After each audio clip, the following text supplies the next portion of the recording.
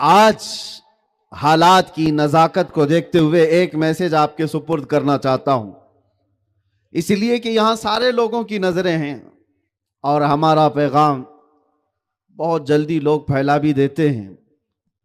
तो जो सुनना चाहें और जो बहुत ज्यादा ऑब्जर्व करना चाहते हैं उन सब के लिए भी एक खास मैसेज। अल्लाह तबारक व तआला ने इस रुए जमीन पर इंसानों को बनाया तो उसका एक कानून है अल्लाह ताला का कि इस जमीन को फसाद से बचाओ।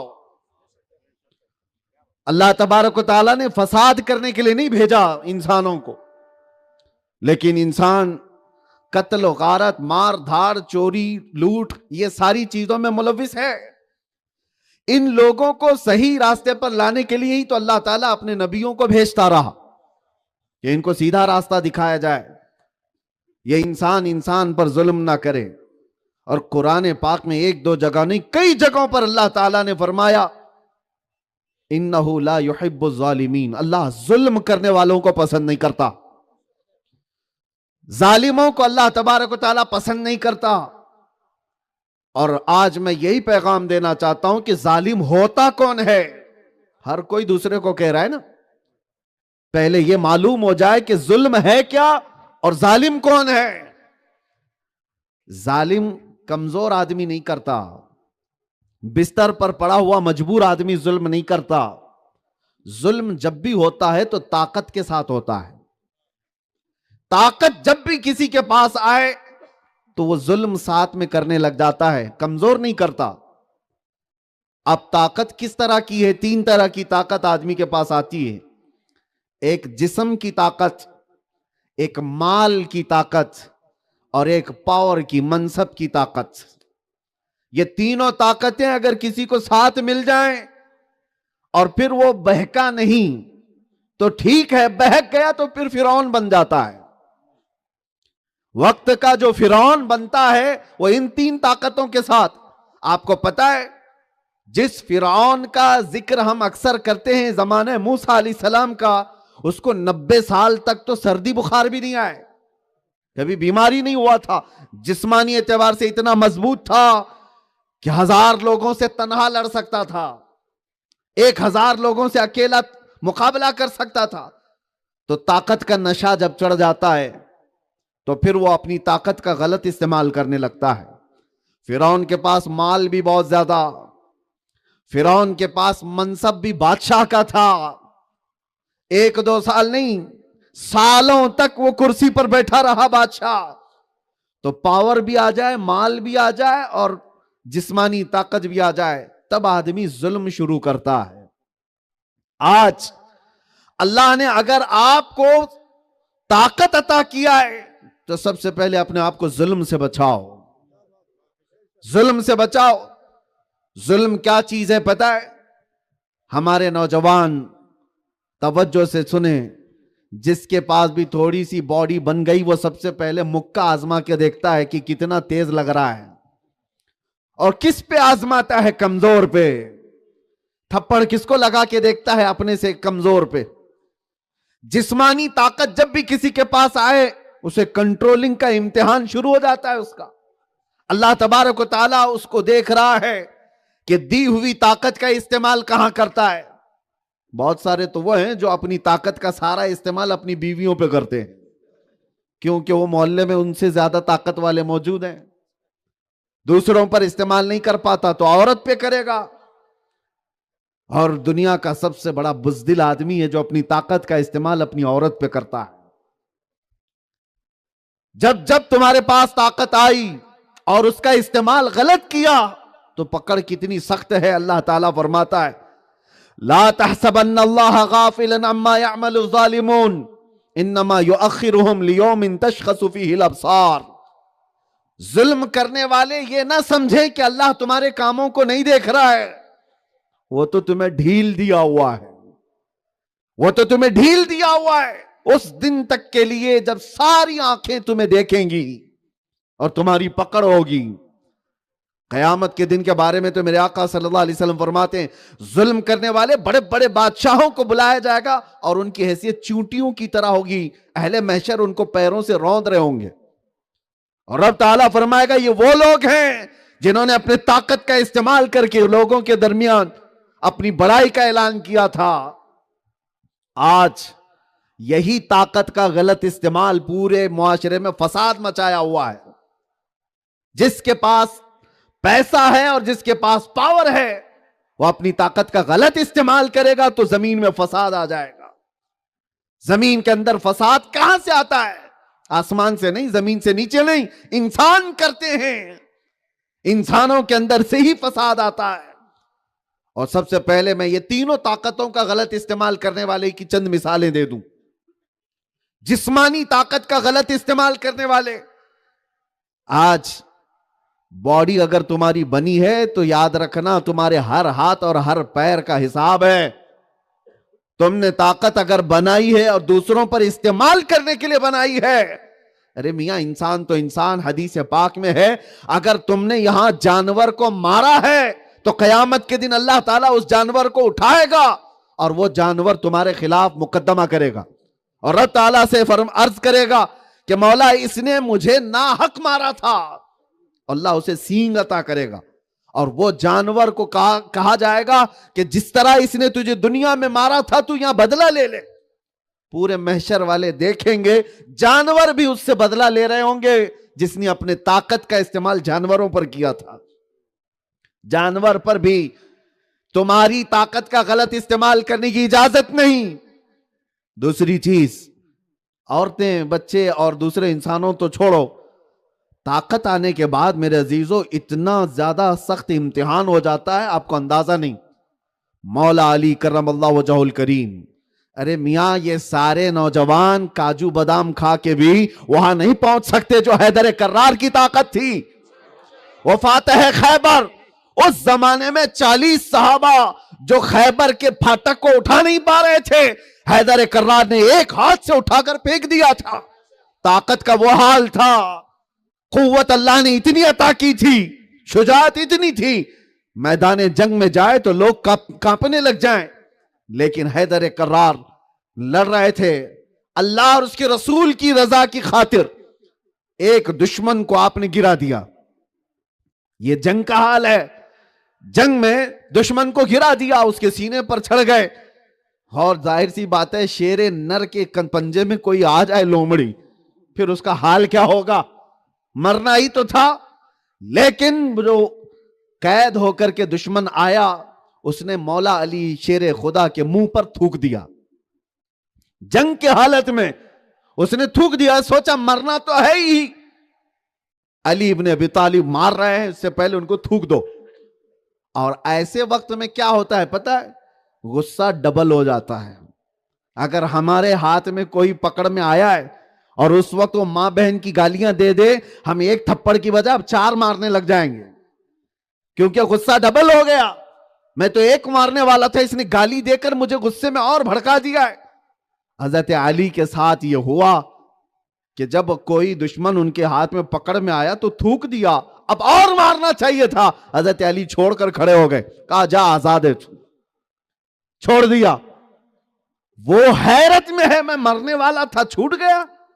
खड़ा हुआ, पूछता है ए अली, मैं तो खत्म होने वाला था इसीलिए मैंने थूक दिया, मारा क्यों नहीं?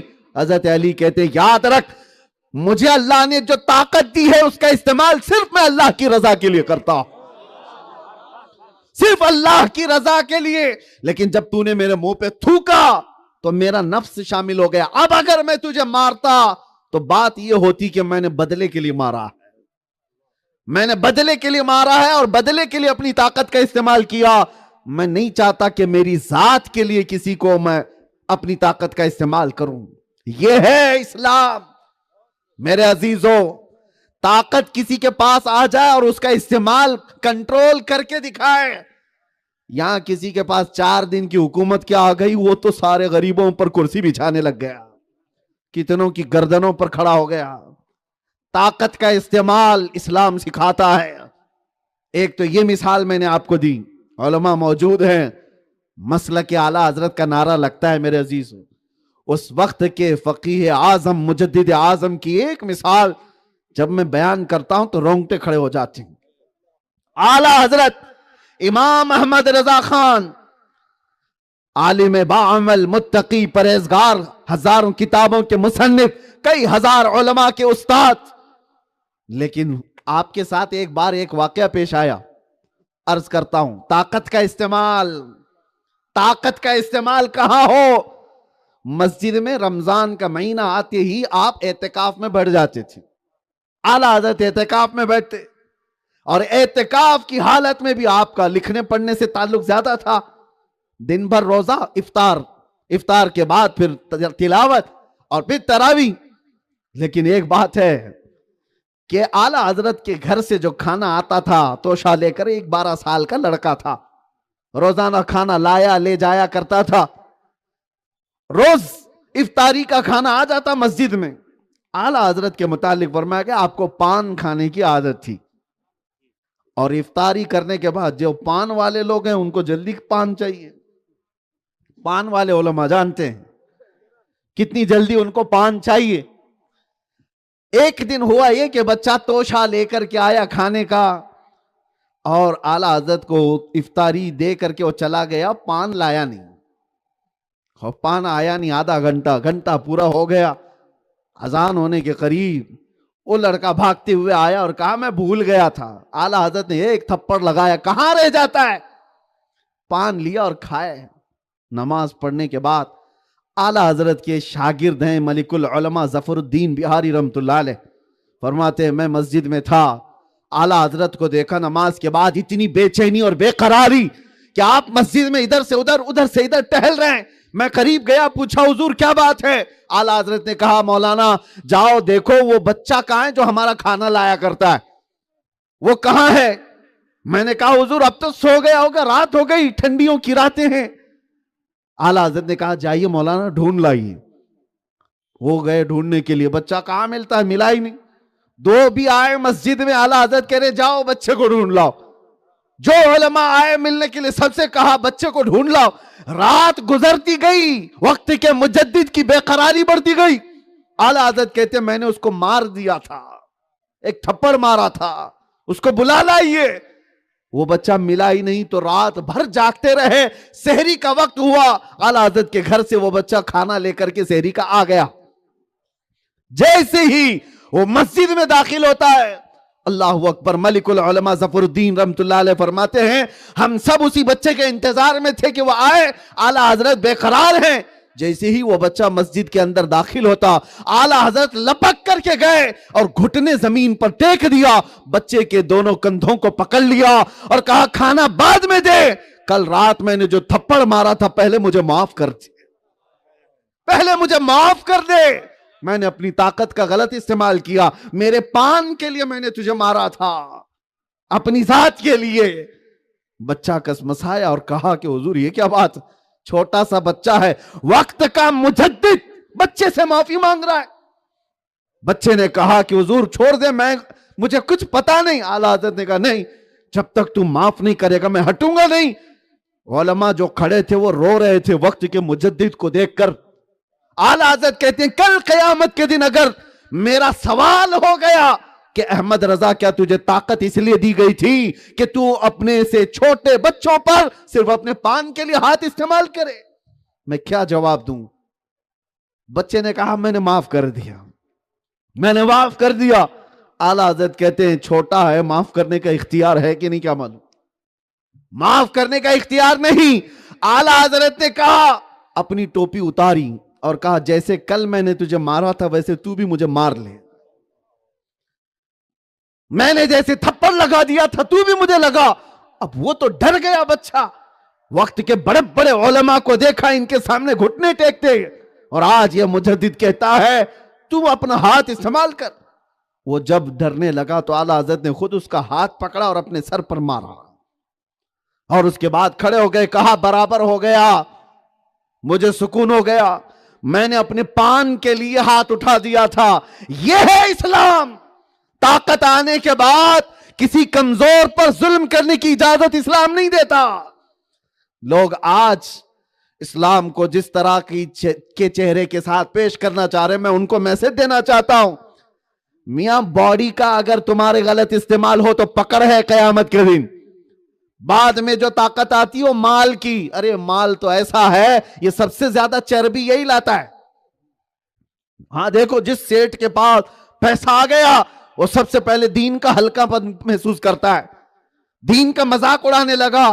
ए मौलवी लोग, ये तो यतीम लोग हैं, इनके साथ थोड़ी ना हमारा मिलता है, हमारा स्टेटस बड़ा है।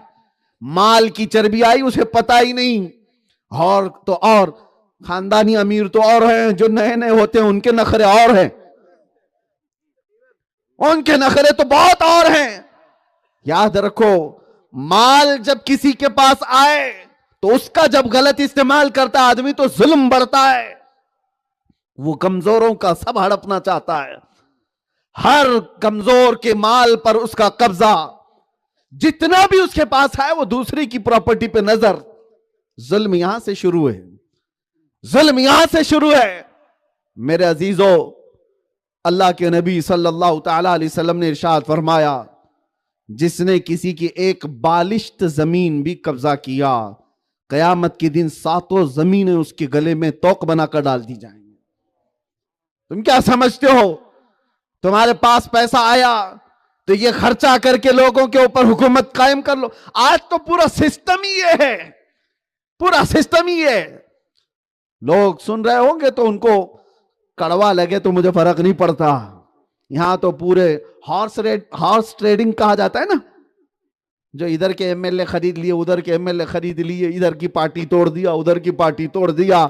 मियां अब तो पूरे घर तोड़ दिए जाते हैं।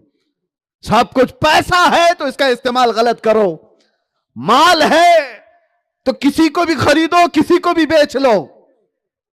ये जुल्म को बढ़ाने वाली चीज है। और ऐसा आदमी जब अमन की बात करता है तो हैरत होती है, जिसके पास जुल्म ही जुल्म है और वो लोगों को दावत देता है पीसफुल रहो, पीसफुल रहो। मुझे तो ऐसा ही लगता है जैसे शैतान सुबह की नमाज के लिए जगा रहा है। मेरे अजीजों, एक बात याद रखो, कसाई कभी बकरी की तारीफ करता है तो इसलिए नहीं है कि बकरी बहुत अच्छी लगती है, उसको काटना अच्छा लगता है। इसी तरह से जालिम, जिसको अल्लाह तबारक व तआला ने माल दिया, अब वो जुल्म करते हुए अपने आप को भी तबाह कर रहा है, मुआशरे को भी तबाह कर रहा है। तीसरा वो शख्स जो पावर में आ गया, ये तो बड़ा डेंजर है। अब यहां पर बोलना हमारी जिम्मेदारी हो जाती है, क्योंकि ये आखिरी पड़ाव है। जिस्म का गलत इस्तेमाल करने वालों को मैं बोलूंगा तो सुन करके हो सकता है वो छोड़ दे मुझे। माल का गलत इस्तेमाल करने वालों को बोलूंगा तो होता क्या है पता है, वो अपने माल का इस्तेमाल गलत कामों के लिए कर देंगे। मूसा अलैहिस्सलाम ने सिर्फ कारून से कहा था तेरे पास माल बहुत है, ज़कात दे दे। ज़कात तो नहीं दिया, लेकिन एक औरत को खरीद के लाया और कहा उस औरत को कि मूसा अलैहिस्सलाम के मजमे में मैं जाकर बैठूंगा और जिना के बारे में सवाल करूंगा कि जिना की सजा क्या है। जब वो जवाब देंगे तो ऐ औरत तू खड़ी होकर कहना मेरे पेट में मूसा का बच्चा पल रहा है। मालदार ये करता है, जब उसको सीधा रास्ता दिखाया जाए तो वो उस सीधे रास्ते पर तो माल नहीं लाना चाहता, लेकिन इल्जाम लगाने के लिए, सुपारी देने के लिए पैसे इस्तेमाल करेगा। और मूसा अलैहिस्सलाम के खिलाफ एक औरत को लाकर एक मालदार ने खड़ा कर दिया, कारून ने। औरत भी आई, मजमा भी लगा हुआ है और ये खुद खड़ा हुआ और मसला पूछ रहा है, ऐ अल्लाह के नबी, अगर किसी ने जिना किया किसी औरत के साथ तो उसकी सजा क्या है? तो आपने फरमाया जो सजा थी शरीयत मूसवी में कि उसे हिलाक कर दिया जाएगा। उसने कहा अगर आपने ही कर लिया तो? मूसा अलैहिस्सलाम को जला लाया। अल्लाह के नबी के दामन में पैबंद तो हो सकता है, धब्बा नहीं होगा, गुनाह का धब्बा नहीं आ सकता। आपको जला लाया, क्या कह रहा है तू? तो कारून ने उस औरत से कहा खड़ी हो जा। वो औरत को कहा, इशारा कर, पैसे पहले से दिया हुआ था, खड़ी हो जा, तूने क्या बताया था वो यहां सबको बता। औरत खड़ी हो गई और कांपते हुए कहने लगी कारून ने मुझे बेपनाह पैसा दिया और इल्जाम लगाने के लिए मजमे में लेकर आया। मालदार ये सोचता है कि सारी प्लानिंग उसकी ही चलेगी। व मकरू व मकर अल्लाह वल्लाहु खैरुल माकिरीन। लोग मकर करते हैं, मंसूबे बनाते हैं, और अल्लाह खुफिया तदबीर करता है, और अल्लाह की खुफिया तदबीर गालिब आती है। याद रखो, माल का इस्तेमाल अगर गलत कामों में करते रहोगे तो अल्लाह की तदबीर गालिब आकर रहेगी। कितने ऐसे हमने देखे फंसाने के लिए लोगों को, माल का इस्तेमाल रिश्वत दे दे करके पकड़वाना, जाकर के पुलिस को पैसा दे दो, इसको पैसा दे दो, उसको पैसा दो, दुनिया भर की रिश्वत देगा। अरे गरीब के लिए एक रोटी नहीं दे सकता, वो एक लुकमा नहीं खिला सकता। माल का गलत इस्तेमाल करने वाला जालिम। और इसीलिए अल्लाह के नबी सल्लल्लाहु अलैहि वसल्लम ने फरमाया, आप सब भी सुन लो, अगर कोई ऐसे कामों में मुलव्विस है तो तौबा कर ले। माल का इस्तेमाल अगर जुल्म के लिए कोई करता है, याद रखो मेरे आका सल्लल्लाहु अलैहि वसल्लम फरमाते हैं, अर्राशी वल मुर्तशी किलाहुमा फिन्नार। रिश्वत देने वाला, रिश्वत लेने वाला दोनों जहन्नम में जाएंगे, दोनों दोज़खी हैं। ये जुल्म, ये जो माल वाले लोग जुल्म करते हैं। लेकिन हमने देखा है इस्लाम क्या है, अल्लाहु अकबर, जिसके पास जितना माल आया उसने जुल्म नहीं सिखाया, जुल्म नहीं सिखाया। आओ दरबारे उस्मान गनी में है, बारगाह है उस्मान ज़ुन्नुरैन में। अरे उनके उतना माल तो आज के किसी करोड़पति और अरबपति के पास भी नहीं। आपको पता है, एक जंग में, जंगे तबूक में जाने के वक्त उस्मान गनी रज़ी अल्लाह ताला अन्हु ने जो सिर्फ खैरात किया, अल्लाह की राह में जो माल दिया था, एक जंग की बात कर रहा हूं, कितना था पता है? इस जमाने के 116 करोड़ रुपए बनते हैं, तकरीबन 120 करोड़। कौन दान देता है?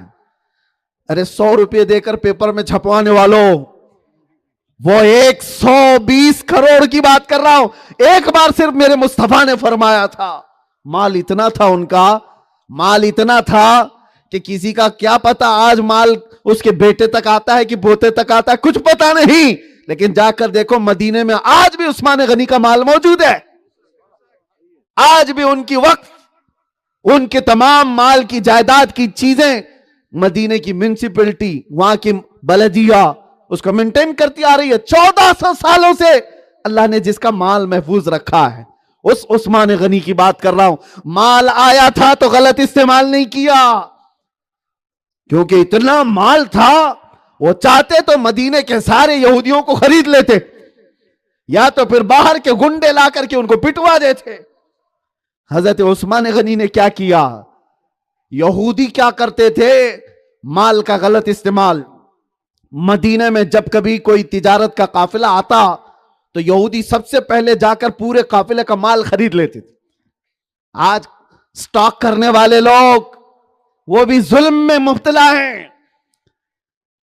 यहूदी करते क्या थे? पूरा माल खरीद करके जमा कर लेते, इंतजार करते बाजार में सब चीजें खत्म हो जाए, फिर हम अपना माल निकालेंगे।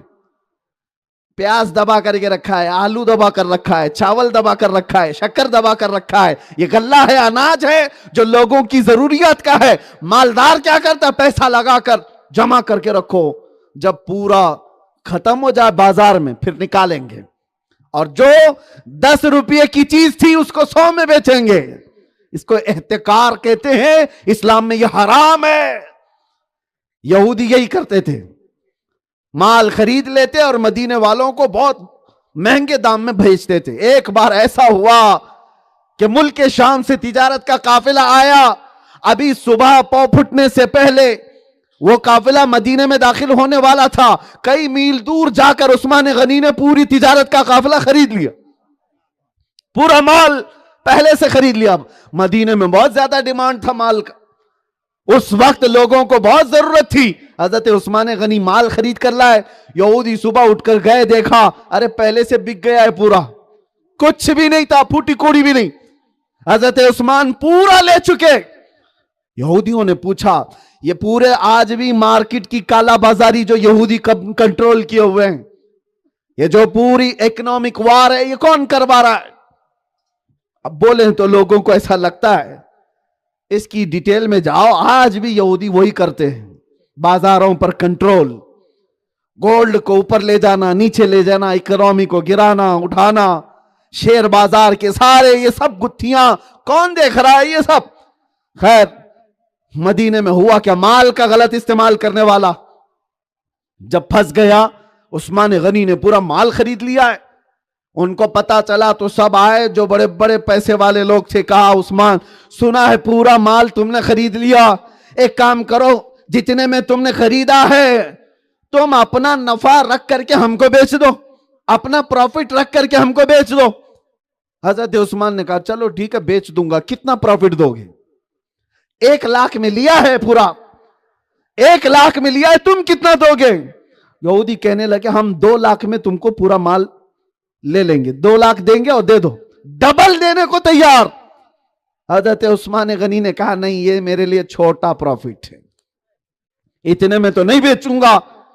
तो यहूदी भाव ताव करते हुए कहा चलो 2 गुना ज्यादा, यानी तुम 1 लाख का खरीदे हो तो हम 3 लाख में ले लेंगे, पूरा माल दे दो।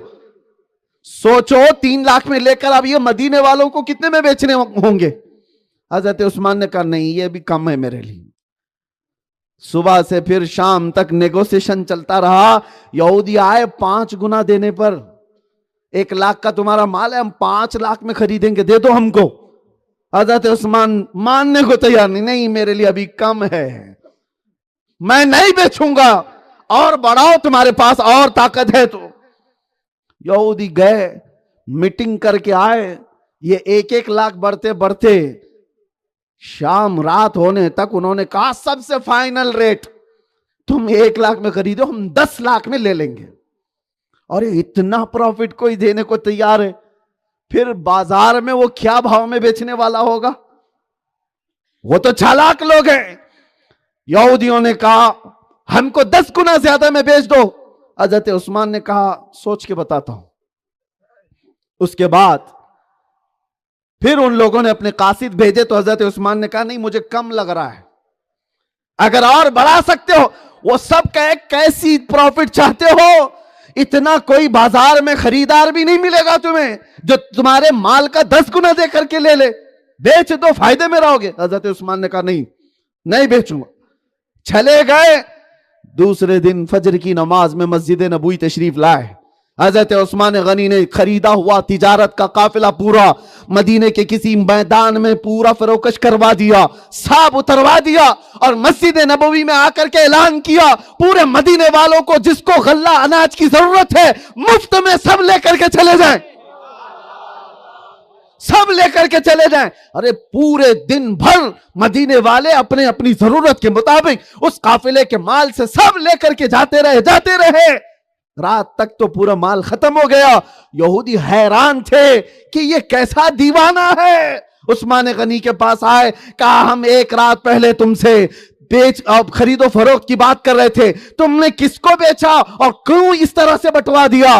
उस्मान गनी ने कहा मैं जिसके हाथ में बेचा उसके बराबर तुम प्रॉफिट दे भी नहीं पाओगे, तुम दे ही नहीं सकोगे। यहूदियों ने पूछा कितने में नफे में बेचा? कहा मैंने 1 दिया है 70 गुना के बदले, और किसी और को नहीं, मेरे रब के हाथ बेच दिया। नारे रिसालत मसलके आला हजरत अल्लामा मुफ्ती सलमान अजहरी साहब क़िबला, नारे तकबीर। मैं अपने रब के हाथ बेच दिया। अल्लाह ने फरमाया है जिसने अल्लाह की राह में 1 दिया बदले में अल्लाह उसे 70 गुना ज्यादा अता करेगा। ये अल्लाह का वादा ही तो है जो उस्मान गनी का माल आज तक बचा हुआ है। माल का इस्तेमाल कैसे किया? यहूदी तो एहतिकार करते थे, गरीबों की जरूरत के मुताबिक अपना माल निकालकर औने पौने बेचना या उनको महंगे दामों में बेचना, यह जुल्म है। और आपको पता है जुल्म करने वाले लोग सिर्फ ये नहीं हाथ से चाकू से मारा, तलवार से मारा, किसी को उड़ा दिया, सिर्फ ये जुल्म नहीं, जुल्म की बहुत शाखें हैं, बहुत शक्लें हैं जो माशरे में पनप रही हैं। मिलावट करने वाला जालिम कहा गया है, दूध में पानी मिलाने वाला, तेल में केमिकल मिलाने वाला, अनाज को मिलावट के साथ बेचने वाला जालिम है शरीयत इस्लाम की नजर में, और कहा गया पूरे माशरे को तबाह कर रहा है। और आपको तारीख पढ़नी चाहिए, हजरत शुएब अलैहिस्सलाम की कौम पर सिर्फ इसीलिए अज़ाब आया था कि वो नाप तोल में कमी करते थे। नाप तोल में कमी करना अल्लाह की बारगाह में जुल्म है। अल्लाह ने उस पूरी कौम को कहा जालिम है, जालिम कौम पर अल्लाह ने अजाब नाजिल किया, और ऐसा अजाब आया था कि उनके भेजे निकल गए थे। हाँ, गुरूर था उनको माल पर कि हम सब कुछ अपने माल से बचा ले जाएंगे। दुनिया में ऐसी तारीखें पढ़ो मेरे अजीजों, जो बड़े बड़े माल वाले आए लेकिन वो तबाह बर्बाद हो गए, उनकी कोई चीजें बाकी नहीं रह गई। तो मैं कहना ये चाहता हूं, अल्लाह ने अगर कभी माल दिया तो याद रखना एक एक पाई का हिसाब भी देना होगा, हिसाब भी देना होगा। तुम अय्याशियों में उड़ाए, जुल्म के लिए अपने माल का इस्तेमाल किया। जुल्म दो किस्म का, नौइयत के हिसाब से अपने ऊपर भी आदमी जुल्म करता है, दूसरे पर भी। गुनाहों के लिए इस्तेमाल किया माल तो उसने अपने आप पे जुल्म किया है, अपने आप पर जुल्म किया, और दूसरे को गिराने के लिए किया तो दूसरे के साथ जुल्म है। ये दोनों जुल्म से अपने आप को बचाओ। तीसरा जो मैं कह रहा था, जिस्म की ताकत वाला, माल की ताकत वाला जब जालिम बनता है तो हम उसके खिलाफ बोलेंगे।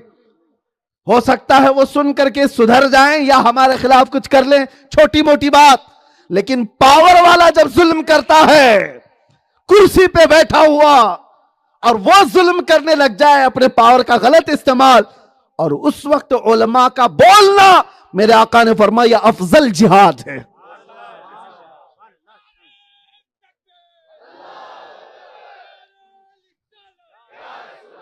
अल्लाह के हबीब सल्लल्लाहु तआला अलैहि वसल्लम फरमाते हैं, इन्ना अफजल अल जिहाद कलिमतु हक़्क़िन इंदा सुल्तान अल जाइर, जालिम बादशाह के सामने हक बात कहना अफजल जिहाद है। और ये अल्लाह तबारक व तआला अता करे। जालिमों से खौफ ना खाओ। अल्हम्दुलिल्लाह हम हुसैनी जमात से ताल्लुक रखते हैं। वक्त का यजीद आएगा। अभी मौलाना कह रहे थे, अजीब बात है, जो खानदान करबला में कटा वही खानदान आज भी है, आज भी है। लेकिन यजीद का कोई बच्चा कहीं दिखता ही नहीं, कहीं नहीं दिखता। अरे ना बच्चा दिखता है, ना उसका चच्चा दिखता है, ना ही कोई खानदान, ना ही कोई घर बार, ना वो सल्तनत जिस पर बैठकर जुल्म किया। कहां है वो सारी चीज? अरे फौज का कोई चूजा भी बाकी नहीं रहा। लेकिन हुसैन आजम के घर की खुशबुएं पूरी दुनिया में फैली है, हर इलाके में है हुसैनी सादात। हुसैनी सादात से कोई इलाका खाली नहीं है। इसलिए याद रखो, जालिम के खिलाफ बोलने से कुछ नहीं होगा, ज्यादा से ज्यादा गर्दन कटेगी। और क्या होगा? दुनिया में अगर गर्दन कट जाती है, अरे हमारा तो बचपन से कहना है, इस्लाम जिंदा होता है हर करबला के बाद। जालिम के खिलाफ हमें अपना रवैया इख्तियार करना। ये तमाम तरह के जो जुल्म है, इन जुल्म के खिलाफ कौन उठेगा?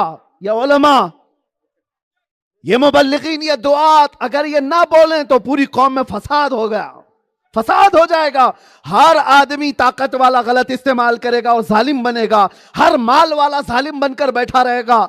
उलमा अगर ये ना बोले, और इनको क्या है आज, ये ट्रस्टियों से डर रहे हो, मस्जिद के मुतवल्ली, जमात के सदर, ये मौलाना और उलमा की गर्दन को दबा कर बैठे, वो भी जालिम है।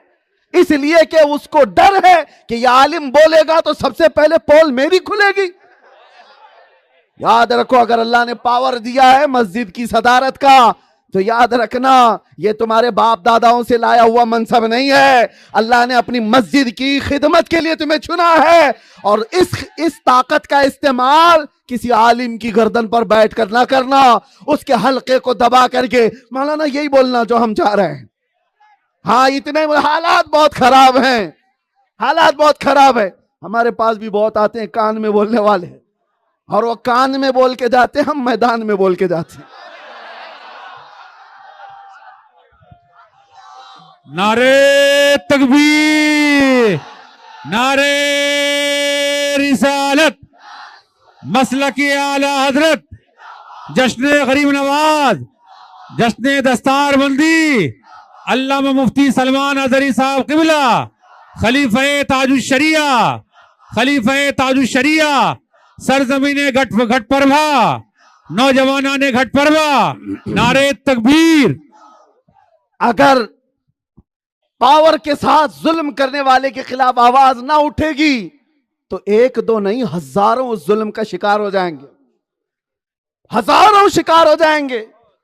इमाम हुसैन रदी अल्लाह ताला अन्हु को अगर कोई उंगली उठाकर यह पूछता है क्या जरूरत थी उस वक्त, हालात इतने बिगड़े हुए थे उनको खानदान लेकर जाने की, याद रखो अगर इमाम हुसैन नहीं गए होते शायद हर मस्जिद का इमाम चोर खड़ा हो जाता। लोग दुनिया वाले ये कहते चोर जब खलीफा बन सकता है तो मस्जिद का इमाम क्यों नहीं बन सकता। शराबी और फासिक और फाजिर अगर वक्त का खलीफा बन सकता है तो दुनिया को मिजाज भी ये मिल जाता, हम अपनी मस्जिद का इमाम भी ऐसे को बना लेंगे।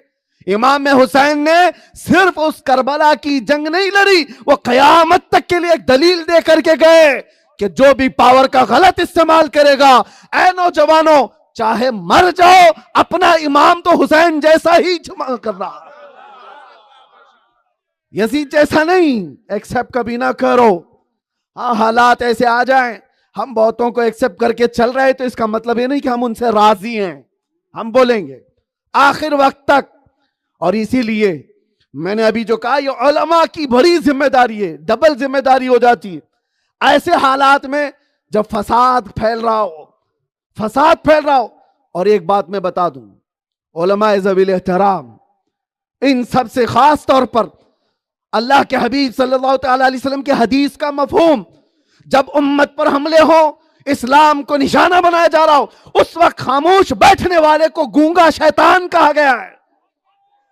गूंगा शैतान है। इल्म किस लिए दिया गया है? रोटी तोड़ने के लिए।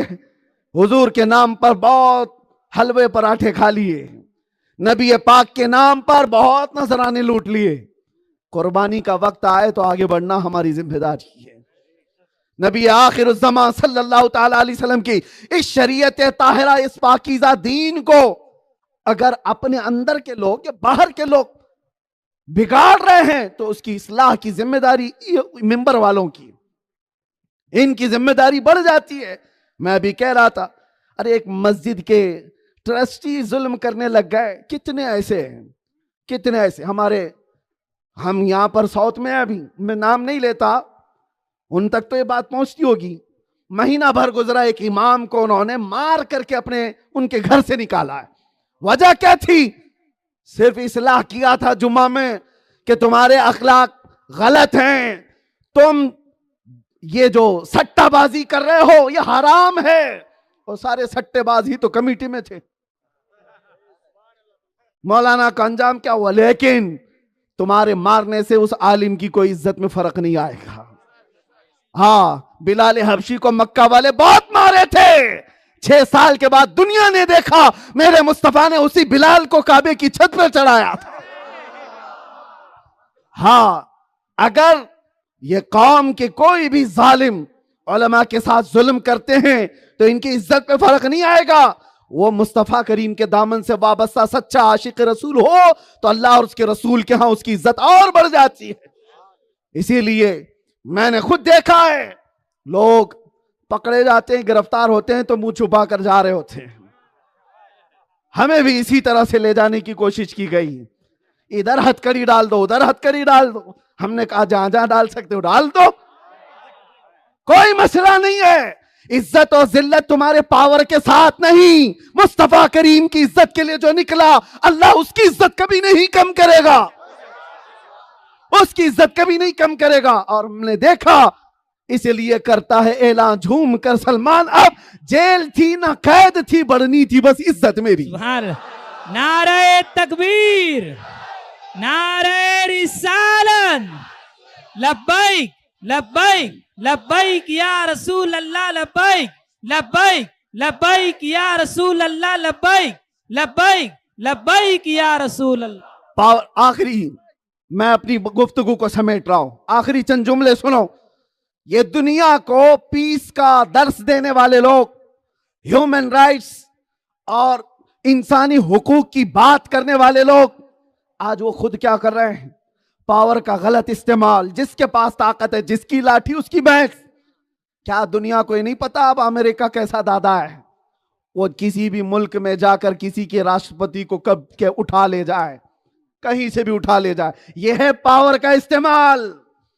जिसके पास ताकत आई उसका इस्तेमाल इस तरह से करे। और गरीब मुल्क तो बेचारा, वो तो सिर्फ और सिर्फ अपनी सरहदों की हिफाजत के लिए लोगों से गुहार लगाता बैठा है। दुनिया में यही चल रहा है। और ये ऐसे बड़े लोग फिर दुनिया को पीस का दर्श देते हैं, जो आइटम बम रखे हुए हैं, जो बड़े बड़े मिसाइल बना रहे, रोज हथियार बेच रहे हैं पूरी दुनिया को, और फिर कहते हैं नहीं पीस कायम रखो, पूरी दुनिया में अमन कायम रखो। तुम बना किस लिए रहे हो हथियार? तुम्हारे बनाए हुए हथियारों से गज्जा में 40,000 बच्चे कत्ल हो गए, और दुनिया को तुम पीस का दर्स पढ़ा रहे हो, अमन की बात कर रहे हो। पावर का गलत इस्तेमाल जब बंदा करता है तब जमीन में फसाद आता है। पावर का इस्तेमाल जब कोई गलत तरीके से करता है तो जुल्म में और फसाद और फितने बढ़ जाते हैं। यही पावर जब इस्लाम में आया है तो इसका इस्तेमाल कैसे हुआ? वो मक्का वाले जो 13 साल तक मेरे आका सल्लल्लाहु अलैहि वसल्लम और उनके सहाबा को मारते थे। अम्मार बिन यासिर की बात देखो, बिलाल हबशी को अंगारों में सुलाते थे, खुबैब इब्न अदी को सूली पर चढ़ाया था, खब्बाब इब्न अल-अरत के कान नाक आंख सब काट लिए गए थे। सहाबा को इतनी तकलीफ दिए हुए वो मक्का वाले, लेकिन नबी पाक सल्लल्लाहु ताला अलैहि वसल्लम हिजरत करके मदीने चले गए। मदीने में इस्लामी हुकूमत स्टैब्लिश हुई, सल्तनत इस्लाम कायम हुई। 6 साल के बाद मेरे आका सल्लल्लाहु ताला अलैहि वसल्लम वापस मक्का आ रहे हैं 10,000 सहाबा के साथ। और मक्का की फतह की तारीख पढ़ लेना, फतेह मक्का की तारीख, रमजान का महीना है, 10,000 सहाबा मेरे आका के साथ आ रहे हैं। और जब मक्का में दाखिल हो रहे, अल्लाहु अकबर, हुजूर पाक सल्लल्लाहु ताला अलैहि वसल्लम ने हुक्म दिया कोई किसी पर जुल्म नहीं करेगा, कोई किसी पर जुल्म नहीं करेगा। पावर आज सहाबा के पास था, पावर आज मेरे मुस्तफा करीम सल्लल्लाहु ताला अलैहि वसल्लम के पास। मक्का जितने खानदान थे सब टूट कर बिखरे हुए इधर उधर भाग रहे थे। और हुजूर जब तशरीफ लाए खाने काबा पे आने के बाद, सहाबा जो सताए हुए थे, रुलाए हुए थे, जिनकी प्रॉपर्टी जायदाद सब हड़पी गई थी, वो भी वहां सहाबा थे। वो सोच रहे थे कि वो जिन्होंने हमें मारा उनको पकड़ के मारना है आज। अल यौम यौमुल मलहमा, आज तो गोश्त के छितड़े उड़ने का दिन है। मेरे आका ने क्या फरमाया इस नारे को बदलकर, अल यौम यौमुर रहमा, आज रहम करने का दिन है। सारे वो मक्का वाले पकड़ के लाए गए, कैदी बनाकर लाए गए, जो जंगे बदर में हुजूर के सामने खड़े थे, ओहद में सामने खड़े थे, खंदक में सामने खड़े थे, कितनी जंगों में वो सहाबा को मारे हुए लोग थे, कैदी बनाकर लाए गए। हुजूर पाक सल्लल्लाहु अलैहि वसल्लम ने उनसे पूछा, तुम मेरे बारे में क्या गुमान करते हो? मक्का वालों ने कहा, अंत करीम इब्नु करीम इब्नु करीम, आप करीम हैं, आपके बाप करीम, आपके दादा करीम। हुजूर पाक ने फरमाया, इज़हबू अंतुम तुलका, जाओ तुम सबके सब आजाद हो। किसी एक के साथ भी पावर का गलत इस्तेमाल नहीं हुआ है। वहां ताकत थी, पावर था। उस वक्त रसूल करीम सल्लल्लाहु ताला अलैहि वसल्लम ने क्या वो मक्का में कैद हुए सबको फांसी पर चढ़ाया? नहीं मेरे अजीजों, इस्लाम का निजाम यह है, जो तुम्हारे खिलाफ तलवार उठाया उसके साथ जंग है, और जो तुम्हारे साथ सुलह करे उसके साथ सुलह करना तुम पर जरूरी है। ये अल्लाह के नबी सल्लल्लाहु अलैहि वसल्लम के फरामीन। पावर का गलत इस्तेमाल करने वाले वो इस्लाम को पढ़ें, बाद में इस्लाम पे बोले। इस्लाम के मुतालिक जो ये लोग कहते हैं कि तलवारों से फैलाया गया है, वो कोई और तलवारें होंगी। गरीब नवाज तो कोई तलवार नहीं लेके आए थे, उनके पास तो कोई तलवार क्या, वो फकीराना जिंदगी थी जिनका जुब्बा पैबंद लगते लगते 16 किलो का हो गया था। वो कौन सी तलवार लेकर के आए जो 90 लाख लोगों को नूर इस्लाम देकर चले गए? मेरे अजीजों, इस्लाम की सच्चाई ये है। मैं आप सबसे भी कहता हूं, अल्लाह ने अगर जिस्मानी ताकत दी है, माल की ताकत दी है, या पावर कभी मिल गया, तो याद रखना जुल्म कभी ना करना, किसी अपने से कमजोर पर हाथ ना बढ़ाना, वरना कयामत के दिन क्या यहां से ही तुम्हारे जुल्म का अंजाम शुरू हो जाएगा। ये जितने बैठे आज फिरौन नमरूद, इंतजार करें, मच्छर आने वाला है। हाँ, हर नमरूद का अंजाम बुरा होगा ही। नमरूद भी ये सोचता था कि उसे कोई नहीं खत्म कर सकता, लेकिन तारीख ऐसी बताती है कि मच्छर एक नाक से घुस करके खोपड़ी में खूब खुजली करता था। फिर इतना हुआ कि वो सर फट गया और मर गया। और फिरौन वो ये सोचता था दुनिया में कोई पैदा ही नहीं हुआ जो इसे हिलाक कर दे, लेकिन पानी में गर्क होकर के मर गया। पानी तो बहुत हल्का है, लेकिन बड़े बादशाह को तबाह कर दिया। अबू जहल का घमंड भी ऐसा ही था। अबू जहल बद्र के मैदान में 2 छोटे बच्चों से मारा गया। और अल्लाह की ये शान है, जब कभी कोई ताकत के नशे में चूर होता है, वो छोटी ताकतों से अल्लाह उसको खत्म कर देता है। और आज किसी को अगर पावर का नशा आए और कोई ये सोचे कुर्सी के बाद मैं जो चाहे जिसका घर चाहे बिल्डोज कर सकता हूं, तो इंतजार करो, तुम्हारा भी घर है इंतजार की कतार में। अल्लाह तबारक व तआला का इंतकाम बहुत सख्त है। पावर अगर हाथ में आया तो इसका गलत इस्तेमाल ना करो। जो बादशाह पावर का गलत इस्तेमाल करते रहे, चाहे उनका नाम मुसलमान हो, मैं उनके लिए भी खिलाफ बोलता हूं। उनके खिलाफ भी हैं हम।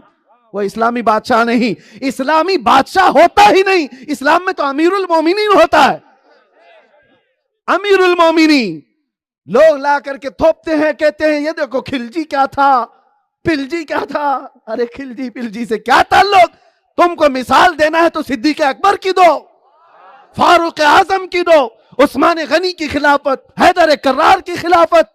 लाओ यहां से कोई जुल्म की मिसाल। अरे ओ उमर इब्ने खत्ताब रात भर नहीं सोते थे, पावर आने के बाद मदीने की गलियों में घूमते थे ये देखने के लिए कि कोई भूखा तो नहीं सो रहा है। आज का नेता घूम के दिखाए, उसे खुद अपनी जान के लाले पड़े। हाँ 10-12 बॉडीगार्ड के बगैर तो वो गली में नहीं निकल सकता। वो उमर इब्ने खत्ताब बगैर जुब्बे के पीपल के दरख्त के नीचे सोया करते। और इंसाफ दिलाने की बात यह थी, एक दिन मदीने की गलियों में बाहर निकले, रात का वक्त है, एक लड़की अपनी मां के साथ जो बात कर रही है खलीफा ने सुन लिया। जानते हो, मां कह रही बेटी दूध में पानी मिला ले, थोड़ा ज्यादा हो जाएगा, पैसे ज्यादा आएंगे। बेटी कहती है खबरदार, नहीं, अल्लाह देख रहा है। मां आप किसके दौर में दूध में पानी मिलाने को कह रही हो? उमर इब्ने खत्ताब की खिलाफत का दौर है।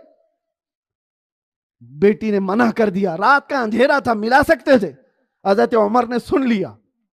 दूसरे दिन घर का निशाना बनाया था। कौन सा घर था? बाद में खादिम को भेज करके बुलवाया कि वो घर कौन सा था।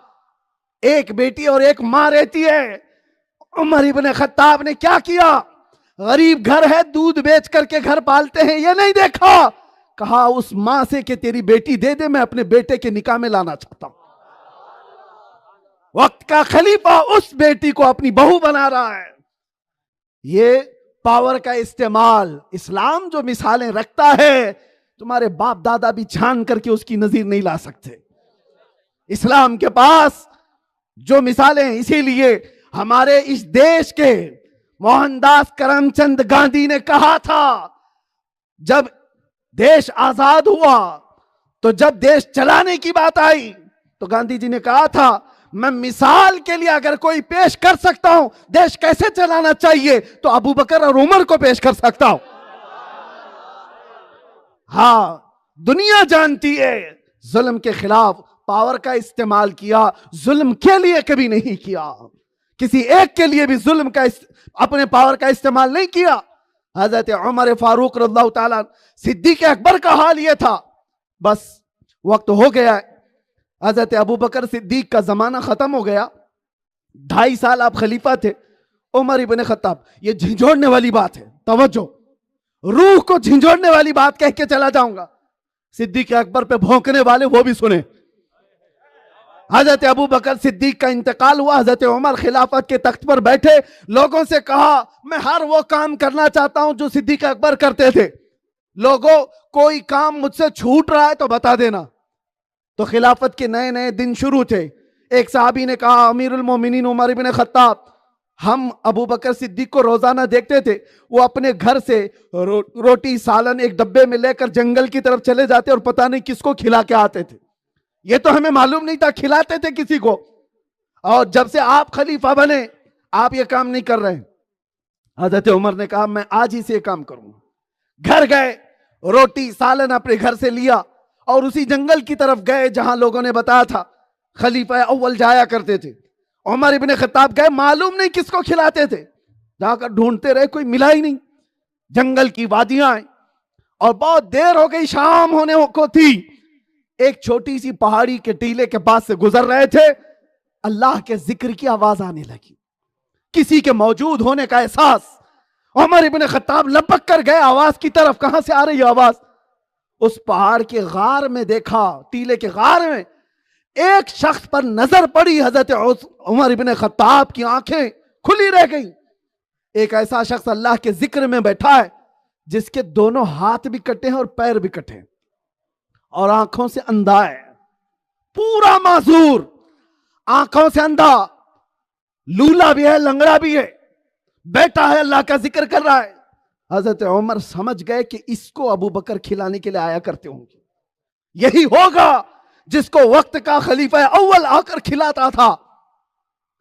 हजरत उमर ने उसको कुछ नहीं कहा, जा करके बैठ गए और तोशादान खोला, रोटी को लिया, हाथ तो थे नहीं उस अंधे के, रोटी को सालन में भिगो करके आपने उस अंधे के मुंह में डाला, लो खा लो। जैसे ही उसके मुंह में लुकमा गया वो चीख मारा, ए आने वाले, क्या अबू बकर का इंतकाल हो गया? क्या अबू बकर का इंतकाल हो गया? हजरत उमर चौंक गए, तू अंधा है, देख नहीं सकता, तुझे कैसे पता कि आने वाला अबू बकर नहीं कोई और आया? वो अंधा कहता बात यह है कि अबू बकर को मालूम था मेरे मुंह में दांत नहीं, वो रोटी अपने मुंह से चबा कर मेरे मुंह में डालते थे और तूने पूरी रोटी मेरे मुंह में डाल दी। मुझे लगा कि यह अबू बकर के खिलाने का अंदाज नहीं है, यह अबू बकर के खिलाने का अंदाज नहीं। उमर इब्ने खत्ताब खड़े हो गए रोते हुए और कहा, ए अबू बकर, पूरी जिंदगी अमल करके तुम्हारे तक नहीं पहुंच सकता। अल्लाह ने ताकत दिया, पावर दिया, तो इसका इस्तेमाल कहां हुआ है? अरे उन गुरबा और मसाकीन की भी खबर रखते थे हमारे खलीफा, जो कौम से बाहर थे, जंगलों में थे। आज जो शहर में है उनकी खबर लेने वाला कोई नहीं। हाँ, अगर किसी को पावर मिला है, नेता बने हैं, तो उनका हिसाब होना है। जितने भी मर रहे हैं उनके शासन में भूख और प्यास से उनका हिसाब होगा, पकड़ होगी उन नेताओं की जिनको अल्लाह ताला ने हाकिम बनाया कौम के ऊपर। कितनी बेवाएं, कितने कमजोर लोग, उन तक तो तुम्हारा राशन पहुंचता ही नहीं। काला बाजारी की वजह से मालदार होता गया और गरीब मरता ही चला गया। ये जुल्म कब आता है? जब ताकत का गलत इस्तेमाल होता है। अल्लाह ताला इन तमाम जालिमों से हमारी हिफाजत फरमाए।